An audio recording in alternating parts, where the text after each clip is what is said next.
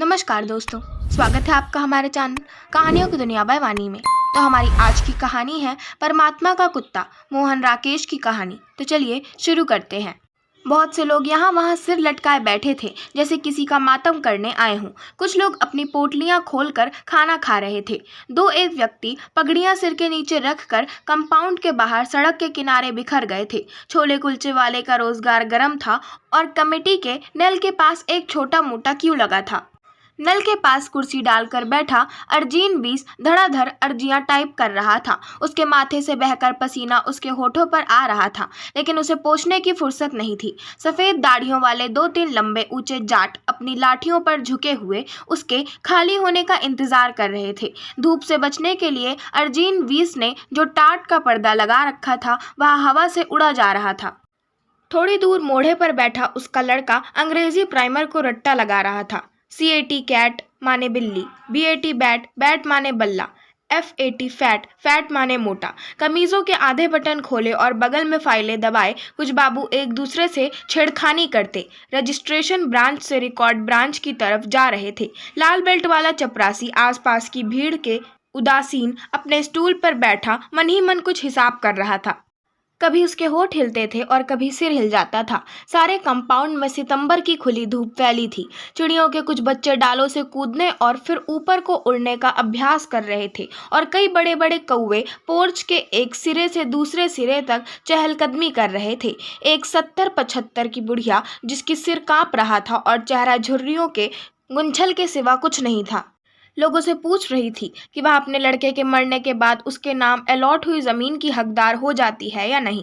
अंदर हॉल कमरे में फाइलें धीरे धीरे चल रही थी। 2-4 बाबू बीच की मेज के पास जमा होकर चाय पी रहे थे। उनमें से एक दफ्तरी कागज पर लिखी अपनी ताज़ा गज़ल दोस्तों को सुना रहा था और दोस्त इस विश्वास के साथ सुन रहे थे कि वह गज़ल उसने शमा या 20वीं सदी के किसी पुराने अंक में से उड़ाई है।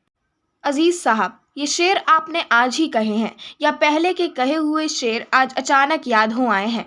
सांवले चेहरे और घनी मूंछों वाले एक बाबू ने बाईं आंख को जरा सा दबाकर पूछा। आसपास खड़े सब लोगों के चेहरे खिल गए। यह बिल्कुल ताज़ा गज़ल है।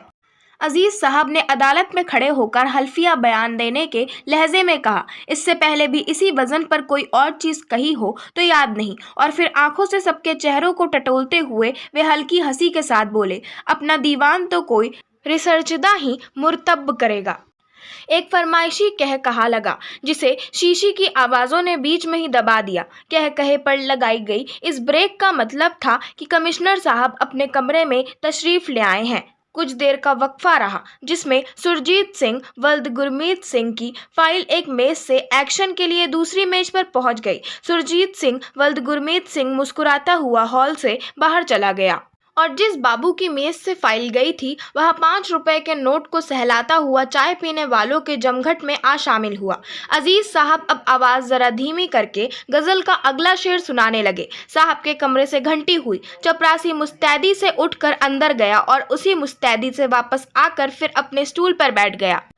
चपरासी से खिड़की का पर्दा ठीक कराकर कमिश्नर साहब ने मेज पर रखे ढेर से कागजों पर एक साथ दस्तखत किए और पाइप सुलगाकर रीडर्स डाइजेस्ट का ताज़ा अंक बैग से निकाल लिया। लेटिशिया बाल्ड्रिज का लेख की उसे इतालवी मर्दों से क्यों प्यार है वे पढ़ चुके थे और लेखों में हृदय की शल्य चिकित्सा से संबंध में JD रैडक्लिफ का लेख उन्होंने सबसे पहले पढ़ने के लिए चुन रखा था। पृष्ठ 111 खोलकर वे हृदय के नए ऑपरेशन को ब्यौरा पढ़ने लगे। तभी बाहर से कुछ शोर सुनाई देने लगा। कंपाउंड में पेड़ के नीचे बिखर कर बैठे लोगों में 4 नए चेहरे आ शामिल हुए थे। एक अधेड़ आदमी था जिसने अपनी पगड़ी जमीन पर बिछा ली थी और हाथ पीछे करके तथा टांगे फैलाकर उस पर बैठ गया था। पगड़ी के सिरे की तरफ उससे जरा बड़ी उम्र की एक स्त्री और एक जवान लड़की बैठी थी और उनके पास खड़ा एक दुबला सा लड़का आसपास की हर चीज़ को घूरती नज़र से देख रहा था।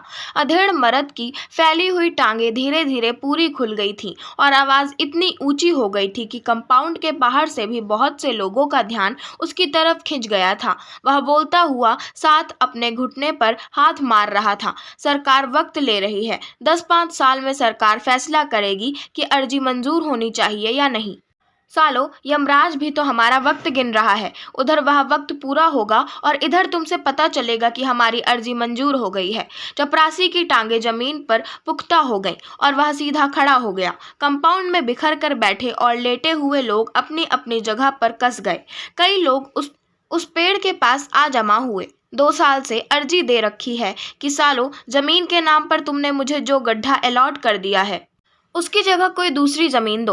मगर 2 साल से अर्जी यहाँ के 2 कमरे ही पार नहीं कर पाई।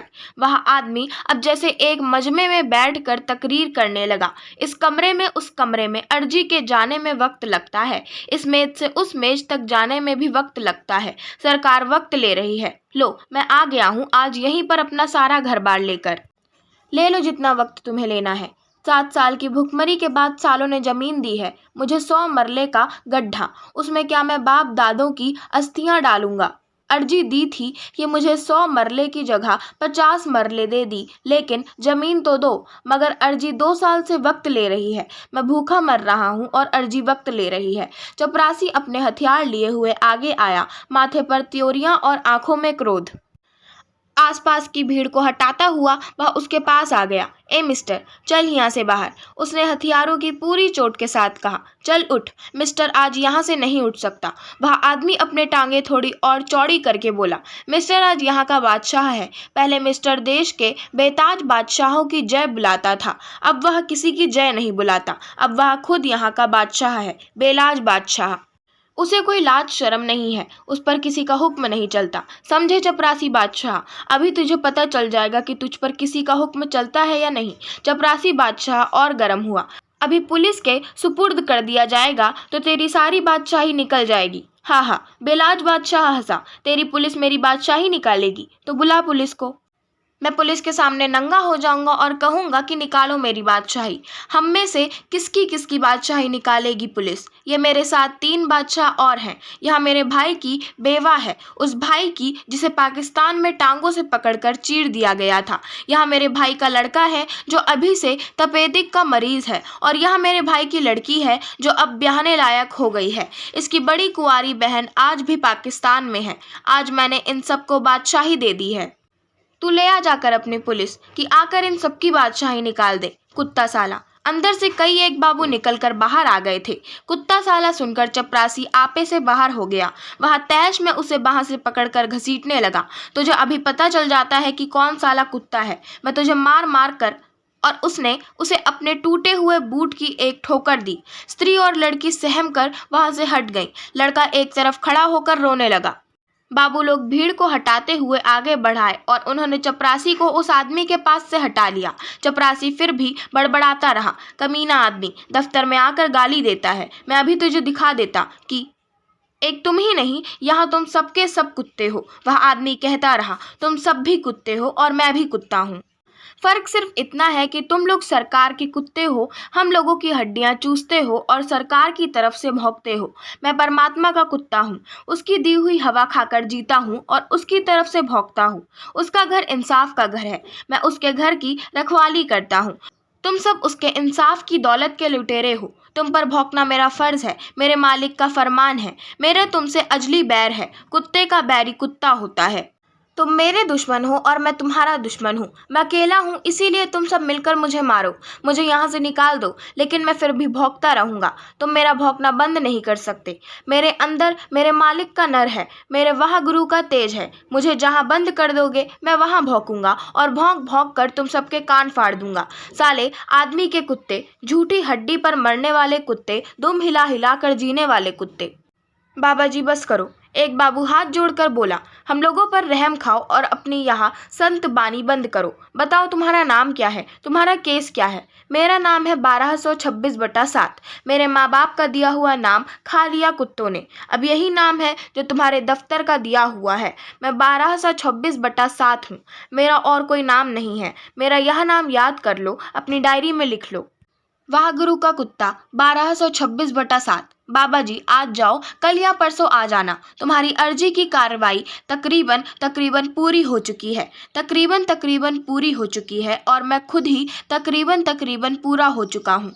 अब देखना यह है कि पहले कार्रवाई पूरी होती है कि पहले मैं पूरा होता हूँ। एक तरफ सरकार का हुनर है और दूसरी तरफ परमात्मा का हुनर है। तुम्हारा तकरीबन अभी दफ्तर में ही रहेगा और मेरा तकरीबन कफन में पहुंच जाएगा। सालों ने सारी पढ़ाई खर्च करके दो लफ्ज इजाद किए हैं, शायद और तकरीबन। शायद आपके कागज ऊपर चले गए हैं। तकरीबन कार्रवाई पूरी हो चुकी है। शायद से निकालो और तकरीबन में डालो, तकरीबन से निकालो और शायद में गर्क कर दो। तकरीबन 3-4 महीने में तहकीकात होगी। शायद महीने 2 महीने में रिपोर्ट आएगी। मैं आज शायद और तकरीबन दोनों घर पर छोड़ आया हूँ। मैं यहाँ बैठा हूँ और यहीं बैठा रहूँगा। मेरा काम होना है तो आज ही होगा और अभी ही होगा। तुम्हारे शायद और तकरीबन के ग्राहक ये सब खड़े हैं। यह ठगी इनसे करो। बाबू लोग अपनी सद्भावना के प्रभाव से निराश होकर एक एक करके अंदर लौटने लगे। बैठा है, बैठा रहने दो। बकता है, बकने दो। साला बदमाशी से काम निकालना चाहता है। Let him bark himself to death. बाबुओं के साथ चपरासी भी बड़बड़ाता हुआ अपने स्टूल पर लौट गया। मैं साले के दांत तोड़ देता। अब बाबू लोग हाकिम हैं और हाकिमों का कहा मानना पड़ता है, वरना अरे बाबा शांति से काम ले। यहाँ मिन्नत चलती है, पैसा चलता है, धौंस नहीं चलती। भीड़ में से कोई उसे समझाने लगा। वह आदमी उठकर खड़ा हो गया। मगर परमात्मा का हुक्म हर जगह चलता है। अपनी कमीज उतारता हुआ बोला, और परमात्मा के हुक्म से आज बेलाज बादशाह नंगा होकर कमिश्नर साहब के कमरे में जाएगा। आज वह नंगी पीठ पर साहब के डंडे खाएगा। आज वह बूटों की ठोकरें खाकर प्राण देगा। लेकिन वह किसी की मिन्नत नहीं करेगा, किसी को पैसा नहीं चढ़ाएगा, किसी की पूजा नहीं करेगा। जो वह गुरु की पूजा करता है वह और किसी की पूजा नहीं कर सकता। तो वह गुरु का नाम लेकर और इससे पहले कि वह अपने कहे को किए में परिणत करता, 2-1 आदमियों ने बढ़कर तहमत की गांठ पर रखे उसके हाथ को पकड़ लिया। बेलाज बादशाह अपना हाथ छुड़ाने के लिए संघर्ष करने लगा। मुझे जाकर पूछने दो कि क्या महात्मा गांधी ने इसीलिए उन्हें आज़ादी दिलाई थी कि ये आज़ादी के साथ इस तरह संभोग करें, उसकी मिट्टी खराब करें, उसके नाम पर कलंक लगाएं, उसे टके टके की फाइलों में बांध कर जलील करें, लोगों के दिलों में उसके लिए नफरत पैदा करें। इंसान के तन पर कपड़े देखकर बात इन लोगों की समझ में नहीं आती। शर्म तो उसे होती है जो इंसान हो। मैं तो आप कहता हूँ कि मैं इंसान नहीं, कुत्ता हूँ। सहसा भीड़ में एक दहशत सी फैल गई। कमिश्नर साहब अपने कमरे से बाहर निकल आए थे। वे माथे के त्योरियों और चेहरे की झुर्रियों को गहरा किए भीड़ के बीच में आ गए। क्या बात है, क्या चाहते हो तुम? आपसे मिलना चाहता हूँ साहब, वह आदमी साहब को घूरता हुआ बोला।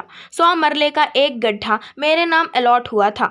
वह गड्ढा आपको वापस करना चाहता हूँ ताकि सरकार उसमें एक तालाब बनवा दे और अफसर लोग शाम को वहाँ जाकर मछलियाँ मारा करें, या उस गड्ढे में सरकार एक तहखाना बनवा दे और मेरे जैसे कुत्तों को उसमें बंद कर दे। ज़्यादा बकबक मत करो और अपना केस लेकर मेरे पास आओ।